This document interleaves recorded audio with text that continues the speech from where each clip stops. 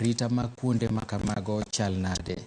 Mosura ahinya ne jogo duto moyudo chandruok. Wadhi nyime, Migago mar somo biro chiwo tiegruok momedore ne jopuonjre skunde mag tije lwedo kata TVETs bang' yangore ni nitiere pogruok maduong' e kind kit somo magiyudo kod kit lony madwarore e kuonde tije.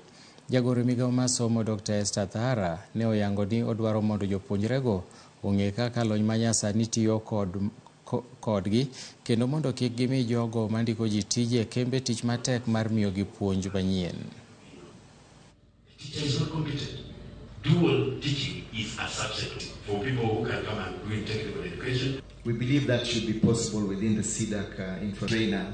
I'm calling him chief trainer because that... In the TVET institution, we have very many machines that we have realized not all our trainers know how to use. So we are getting trainers from industry to come and debug this training on our trainers on the use of the industry and how they are going to use these machines.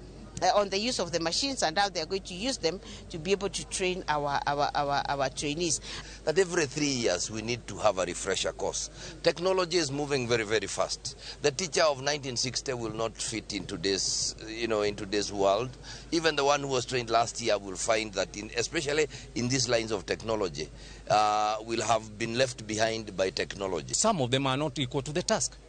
The papers are not relating with the tasks that are being given. So I want to challenge the TVET institution also to see to it that they don't hire these students just to put them in the market and then they are found wanting. Something must be done. Either they think of refresher courses or retraining these people. Moko kuom oganda e kaunti